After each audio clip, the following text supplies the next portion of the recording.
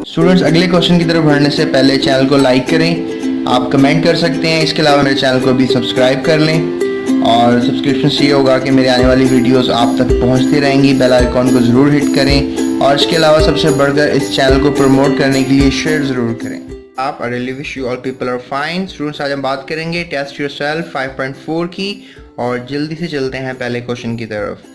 Why does evaporation increase with the increase of temperature? Temperature के बढ़ने से evaporation क्यों बढ़ती है? स्टूडेंट्स, टेम्परेचर के बढ़ने से evaporation इसलिए बढ़ती है क्योंकि जब भी आप टेम्परेचर जो है ज़्यादा करते हो, पार्टिकल्स के अंदर वाइब्रेशन होना शुरू हो जाती है। पार्टिकल्स के जो लिक्विड है, let's say that definitely liquids की ही evaporation होती है, तो लिक्विड्स के पार्टिकल एक दूसरे से दूर हो जाते हैं। दूर होने से वो गैस बन जाते हैं और याद रखो, गैस कभी भी एक जगह पे रुकती नहीं, it moves out, right? So temperature is directly related to evaporation. No doubt temperature और evaporation का आपस में direct relation है। temperature बढ़ेगा, evaporation बढ़ेगी। Higher the temperature, greater will be evaporation. This is because at higher temperature वही बात कि जब पार्टिकल ज़्यादा मूव कर रहे होते हैं, हिल रहे होते हैं, उनकी काइनेटिक एनर्जी ज़्यादा हो जाती है। So kinetic energy of molecules is greater due to which these move rapidly, break intermolecular forces and evaporate. याद रखो, जो लिक्विड होते हैं इनके दरमियान कोई ना कोई कुव्वत कशिश होती है। इसे हम IMF कहते हैं, इंटरमॉलिक्यूलर फोर्सेस कहते हैं। जो डायपोल फोर्सेस भी हो सकती हैं, हाइड्रोजन बॉन्डिंग भी हो सकती है, डायपोल इंड्यूस्ड डायपोल फोर्सेस भी हो सकती हैं। तो बहुत सी फोर्सेस हैं, वो क्या हो जाती हैं, वीक हो जाती हैं, टूट जाती हैं और लिक्विड अपनी जगह छोड़कर चला जाता है, उड़ जाता है। इसे evaporation कहेंगे। So for example, water level in a container with hot water decreases earlier than that of container with the cold water. अगर आपने एक गर्म पानी का कंटेनर लिया या ग्लास लिया या ठंडे पानी का ग्लास लिया, तो गर्म पानी का ग्लास जल्दी एवेपोरेट करेगा, यानी गर्म पानी के ग्लास का लेवल, जो पानी का लेवल है उसमें जल्दी ड्रॉप करेगा। So that makes a sense of evaporation ज़्यादा होती है हायर टेम्परेचर पे। और ठंडे ग्लास में क्योंकि टेम्परेचर कम था, काइनेटिक एनर्जी कम थी पार्टिकल्स की, तो एवेपोरेशन भी कम हुई। So let's move toward the second question of this test yourself. What do you mean by condensation? Students, vapour का दोबारा लिक्विड बन जाना कंडेंसेशन होता है। So the conversion of vapours into liquid is called condensation. So let's move toward the third question. Why is vapour pressure higher at higher temperature? कि vapour pressure ज़्यादा क्यों होता है ज़्यादा टेम्परेचर के ऊपर? याद रखो, high temperature can weak the intermolecular forces, और ज़्यादा टेम्परेचर IMF वीक करेगा, वेपर ज़्यादा बनेंगे तो प्रेशर भी बढ़ेगा। So hence greater the number of vapours are formed which result in a high vapour pressure. Thus higher the temperature, greater the vapour pressure. ये आपको बात याद रखनी चाहिए। तो let's move toward the fourth question quickly. So why is boiling point of water is higher than that of alcohol? देखो students, boiling point पानी का ज़्यादा इसलिए, अल्कोहल का कम इसलिए क्योंकि पानी में जो इंटरमॉलिक्यूलर फोर्सेज हैं वो स्ट्रॉन्गर हैं और अल्कोहल में इंटरमॉलिक्यूलर फोर्सेज वीकर हैं। तो यहाँ पर कम एनर्जी चाहिए उन इंटरमॉलिक्यूलर फोर्सेज को ब्रेक करने के लिए, और यहाँ पर एनर्जी ज़्यादा चाहिए उन इंटरमॉलिक्यूलर फोर्सेज को ब्रेक करने के लिए। तो लिहाजा वाटर जो है वो बाद में एवेपोरेट करेगा, क्योंकि डेफिनेटली यहाँ पर ज़्यादा चाहिए थी। जैसे 78 डिग्री पे अल्कोहल एवेपोरेट कर जाएगी, इथेनॉल वगैरह, जबकि पानी जो है वो 100 डिग्री पे एवेपोरेट करेगा। और याद रखो, एवेपोरेशन जो है या कह लो बॉइलिंग पॉइंट जो है वो ऊपर के एक्सटर्नल प्रेशर पे भी डिपेंड करता है। तो लिहाजा let's check it out in the answer. Water and alcohol both have hydrogen bonding, but the hydrogen bonding in water is extensive and strong as compare to alcohol. Alcohol में और पानी में दोनों में हाइड्रोजन बॉन्डिंग है, लेकिन alcohol की hydrogen bonding weaker है जबकि पानी की हाइड्रोजन बॉन्डिंग स्ट्रॉन्गर है। Due to the strong hydrogen bonding in water, high temperature is required to equalise the vapour pressure of the water to atmospheric pressure in order to boil it. यानी बाहर का pressure बराबर करने के लिए पानी को ज़्यादा टेम्परेचर चाहिए, पानी के वेपर को। So thus the boiling point of water becomes higher than that of alcohol, जबकि अल्कोहल को कम वेपर प्रेशर चाहिए, कम टेम्परेचर चाहिए। So students, let's move towards the next question. Student, इस क्वेश्चन में पूछा जा रहा है which is the fifth question और test yourself 5.4। What do you mean by dynamic equilibrium? Dynamic equilibrium क्या होता है? ये हर साल बोर्ड में क्वेश्चन हिट भी करता है, वेरी इंपॉर्टेंट क्वेश्चन। और ये बॉइलिंग पॉइंट वाला जो पहला क्वेश्चन था ये भी बोर्ड में बहुत दफ़ा आता है। सो equilibrium in which motion is observed is called dynamic equilibrium.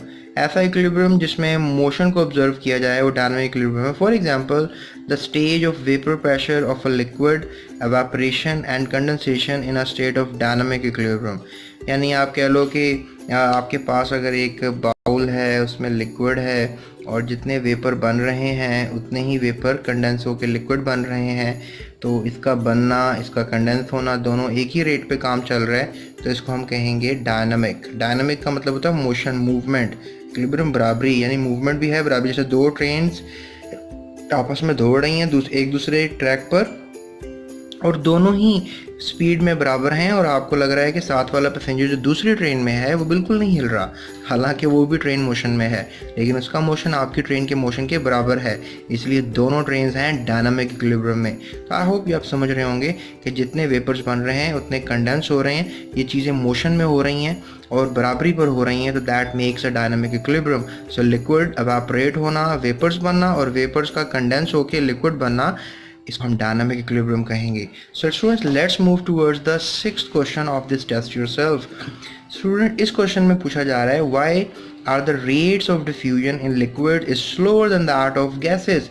Liquid में डिफ्यूजन कम होती है, गैसेस में ज़्यादा होती है, ऐसा क्यों है? Rate of diffusion of liquid is slower than that gas, ये हेडिंग लगाओ। So the molecules of a liquid are in close contact with each other. आपको पता है लिक्विड में पार्टिकल्स एक दूसरे के करीब होते हैं ड्यू टू स्ट्रॉन्ग IMF, उनके अंदर स्ट्रॉन्ग IMF होती है, स्ट्रॉन्ग इंटरमॉलिक्यूलर फोर्सेस होती हैं। So therefore these can not move as rapid as molecules, ये मतलब इतना तेज़ मूव नहीं कर सकते, इनकी काइनेटिक एनर्जी भी कम होती है। So the rate of diffusion is slow, इसीलिए इनका डिफ्यूजन का रेट भी स्लो है, क्योंकि डिफ्यूजन हमें पढ़ा था it's the movement of particles from a higher concentration towards the lower concentration, अगर आपको याद हो। So on the other hand, gas molecules are far apart, एक दूसरे से बहुत दूर होते हैं, from each other, एक दूसरे के साथ दूर होते हैं। So other due to negligible नज़रअंदाज करने के काबिल इंटरमोलिकुलर फोर्सेज, और इनमें जो इंटरमोलिकुलर फोर्सेज है गैसेस के अंदर, ये भी बहुत कम होती हैं। So thus the rate of diffusion is fast, इसलिए इनका रेट ऑफ डिफ्यूजन फास्ट होता है because of the rapid motion, क्योंकि उनके अंदर मोशन बहुत तेज होता है। So let's move toward the 7th question of this test yourself. The 7th question is why rate of diffusion increase with the increase of temperature। Diffusion बढ़ जाती है टेम्परेचर के बढ़ने से, दर्जा हरारत के बढ़ने से, क्यों? When temperature is increased, the kinetic energy of molecules increases। जैसा कि बार बार बता चुका हूँ कि kinetic energy जो है वो बढ़ रही होती है जब टेम्परेचर बढ़ता है पार्टिकल्स की। So due to which the motion becomes fast। Definitely kinetic energy बढ़ेगी तो पार्टिकल्स का मोशन भी तेज हो जाएगा। So rate of diffusion directly depend upon speed of molecules। Definitely फिर डिफ्यूजन भी स्पीड ऑफ मॉलिक्यूल्स पर डिपेंड करती है और स्पीड ऑफ मॉलिक्यूल्स टेम्परेचर पर डिपेंड करते हैं। So greater the speed the greater the rate of diffusion, thus the rate of diffusion increases with the rise of temperature. I hope आपके समझ में आ गया होगा। स्टूडेंट्स, चलते हैं अपने लास्ट क्वेश्चन की तरफ इस टेस्ट योरसेल्फ के, right? So why are the liquids mobile but solids not. Liquids mobile होते हैं because somehow they have some gaps, इनकी काइनेटिक एनर्जी फिर भी थोड़ी बहुत होती है जो इनको मूव कर रही होती है, लेकिन सॉलिड्स तो फिक्स होते हैं अपनी जगह के ऊपर। इनमें भी काइनेटिक एनर्जी होती है लेकिन इतनी कम होती है कि ना होने के बराबर, इसलिए ये मूव नहीं कर पाते और अपनी जगह पे फिक्स रहते हैं। Let's check it out, answer में क्या बताया जा रहा है। Although intermolecular forces in liquids are strong, आपको पता है लिक्विड्स में इंटरमोलेकुलर फोर्सेस IMF स्ट्रॉन्ग होती है, so these are not so strong that can hold the molecules at a fixed position. पर लिक्विड्स में इतनी स्ट्रॉन्ग IMF नहीं होती कि पार्टिकल्स को अपनी जगह पे फिक्स कर दें, रोक दें। So as we observe in case of solids, the intermolecular forces are so strong that can hold the particles at fix position. और सॉलिड में तो पार्टिकल्स को IMF intermolecular forces fix position पे फिक्स रखती हैं। So that's why solids are not mobile and liquids are mobile, so can move, right? So that is the best answer for this question. I hope students आपको ये test yourself 5.4 समझ में आ गई होगी। अगर आपको ये वीडियो हेल्पफुल लगी है तो अभी चैनल को लाइक ज़रूर करें, सब्सक्राइब भी करें और अपने दोस्तों के साथ ज़रूर शेयर कीजिएगा। स्टूडेंट्स, मेरे चैनल पर आने वाले स्टूडेंट्स जो है वो ज़्यादातर वीडियो तो देख रहे हैं लेकिन सब्सक्राइब नहीं कर रहे और बेल आइकन को हिट नहीं कर रहे। सो व्हाट आई वांट कि आप अपने बेल आइकन को हिट कर लो, इससे ये होगा कि मेरी जितने भी अपडेट्स आएंगी वीडियो की आप तक पहुंचेंगी। So that's it students, thank you so much, अपना बहुत ख्याल रखें।